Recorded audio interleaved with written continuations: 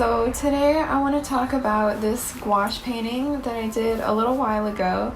It's one of the more complicated paintings that I've done so far, so I figured I could probably make a whole video just talking about where all the different inspirations came from, where all the little details came from. So that's what I'm going to talk about today.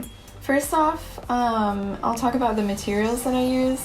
It's mostly gouache. I use a lot of different brands of gouache, and I just sort of mix them together. I also mix them with white acrylic paint. I do that to make these white areas like the clouds. And I also use the white acrylic paint for painting in these sparkles.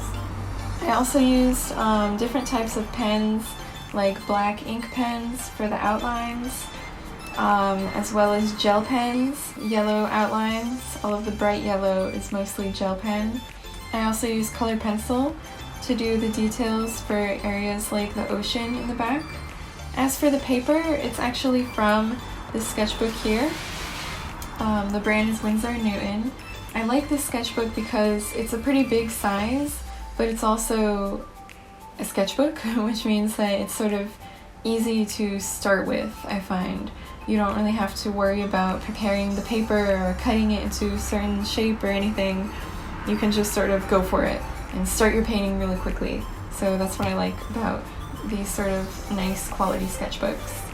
So as for the sort of meaning behind this painting, it's one of a series that I haven't finished yet, where I want to do a painting for each season with the theme being the moon. I've noticed that ever since I moved to Japan, the moon looks different here. I feel like I see it more often. I see the moon almost every day, even on cloudy days. It looks bright, it looks vibrant and colorful. I can see it a lot better than anywhere that I've ever lived before. And I've also noticed since moving here that the moon looks different during the different seasons. So I take a lot of pictures of the moon, and I've sort of been using those as inspiration for these paintings. There are actually 5 moons in this painting, or I guess 6 if you count the big one in the background.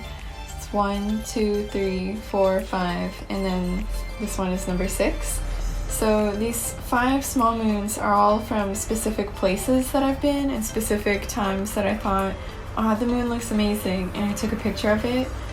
For example, this moon here, I specifically remember I saw on a day where it was bright and sunny in the middle of the afternoon. I could see the moon, and I thought that was really cool, so I took a picture and painted it here. And I also remember this one very strongly. It was a cloudy night and I was riding my bike just down some random road near where I live, and the moon was glowing red. So I took a picture and I painted it here. So that's just a few examples of the different memories that I have to go with these images of the moon. In the background too, I use photos for reference in a lot of my paintings, and usually the photos I've taken myself, and so these clouds going through the center of the painting and the ocean in the background were from the same day. It was the last time that I visited Florida, which is where I'm from, and the sunset was really beautiful, and I had taken some photos of these really nice clouds over the sunset on the ocean with the pink skyline. So I decided to paint that here. As for this area, this is actually an island that I love very much. It's called Enoshima. I actually did an entire painting about it a little while ago. It's a very famous island in Japan, and I was visiting there and I took a picture of it, and so I just painted it here.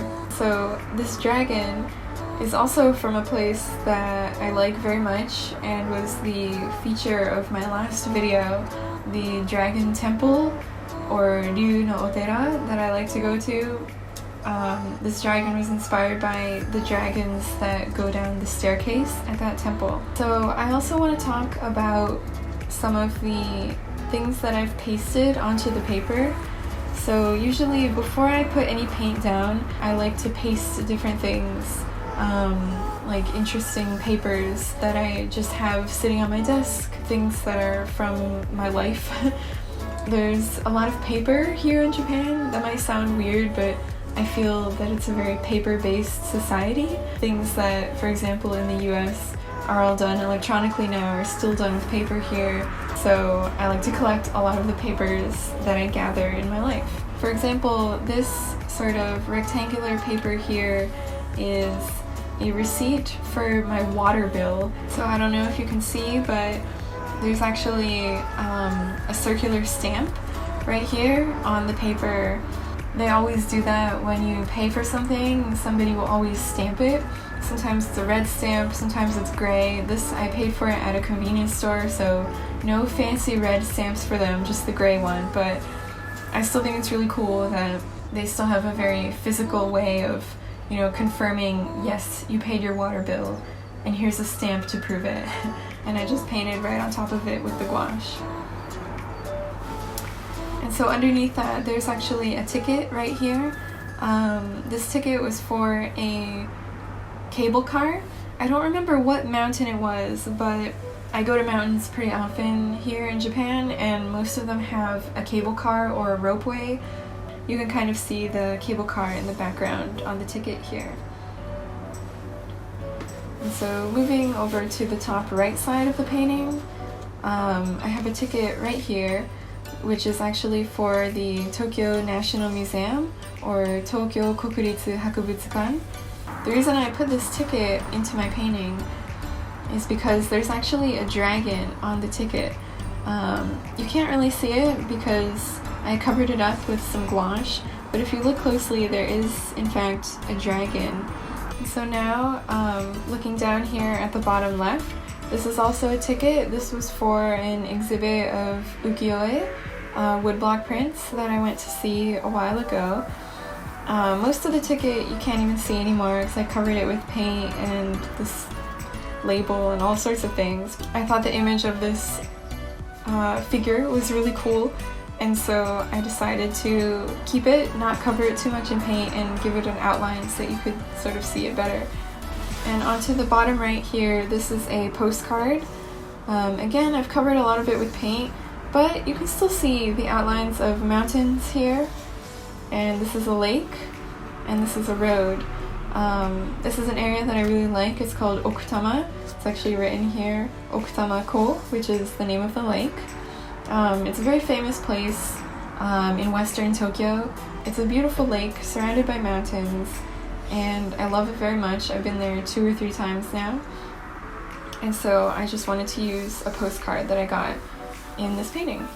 So I also want to talk about some of the big motifs going on in this painting. There's no real deep meaning to them. The only meaning behind this painting is just the moon and how much I like the moon, which is, you know, not so deep. But the way I work on these paintings is that I'll have a general concept of how it looks in my mind, and so I'll put paint down and, you know, draw out the areas that I know for sure I want to be there, and then slowly over time I'll sort of add in different pieces of things that I see around my house or see in my neighborhood, or I'll look back through my photos on my phone and decide to draw things from the photos. There's no deep meaning, but there are some motifs going on that I just visually selected for this painting in particular. For example, I drew this apple based on a real apple that I was eating at the time, because I noticed that the edge of the sliced apple sort of looks like a crescent moon. Not really, but just a little bit, just enough that I decided I would go ahead and paint it. So that's why the apple is here. And then there's also this lemon. I actually painted this near the end when I was almost finished, because this area here was missing something. And at first I didn't want to mess up the sort of little string of moons that I have going on here, but I decided to throw in another circle and draw this lemon. And I think it turned out alright. I also decided to paint this red torii gate. They're very common in Japan. They're everywhere, so it's not any one gate in particular, but I decided to paint it here. Again, mainly because I felt there needed to be something here. Usually I only add in pieces when I feel that there's some problem with the balance of the painting, so that's my reasoning behind most of these things. And down here I also decided to paint in some dead flowers. I was going through my photos and decided to include them in this painting. And over here I decided to paint a sand dollar. These were really something that I always wanted to find when I was young. And they almost look fake, but they're not fake, they're made in nature, but they have such a perfect symmetry that they look like trash or like a human-made object, but they're not. And if you crack it open, these little, I call them doves because that's what my parents call them, but these little pieces basically come out from the inside if you crack it open. And they're supposed to be good luck, and in general they're just really cool. And I was at the beach last summer and one of my friends found a perfect sand dollar and I was so jealous, so I decided to draw one in this painting. Lastly, I also want to talk about these stickers and labels and other things like that that I like to use in a lot of my paintings. One of them that I used a lot is this sticker for Pink Lady apples. I'm pretty sure this apple was a Pink Lady apple, and I like to collect these little stickers. They're so cute, they're in the shape of a heart, and they're pink, they're very sweet. So I have 3 of them here. I also have several of these. They're called ginjipai, little snacks that I really like to eat, so I also have 3 of those here. Another label that I really like is the Chupa Chups lollipop labels. I just really like how they look. They're circular and I thought they fit the sort of aesthetic of this painting, so I went ahead and pasted them right in. Another thing is this, which is actually an old Japanese stamp. This sticker of a dolphin, I don't remember where I got it from, but I just threw it in here because it's cute. And this sticker over here is from Mossburger. And so these aren't stickers, but this little circle here is actually just a copy of the stamp on my water bill from before, because again I felt like this area was empty and needed something, so I just drew it on with white gel pen. In this area I drew 2 little dolphins, and this, I just felt that there should be something here. Because as I went on with this painting, this sort of character in the center of the painting seems magical, and so I thought it would be cool to have a little celestial design here, as if she's performing some sort of moon magic. So to talk about the girl who's in the middle of this painting, she isn't a character or anyone in particular. I just really like to paint faces and I like to paint people. I actually got the reference for this lady's face from a website that produces AI generated faces of humans who don't actually exist. And then the body was just a combination of my imagination and reference photos that I took of my arms and hands. And so that's where everything in this painting came from. This is my painting called Natsu no Tsuki, or Summer Moon. It was really fun to paint. So far I've only done 2 in this series of the 4 seasons, and hopefully I'll do the other 2 soon, and maybe I can talk about them once they're finished. So thank you so much for listening.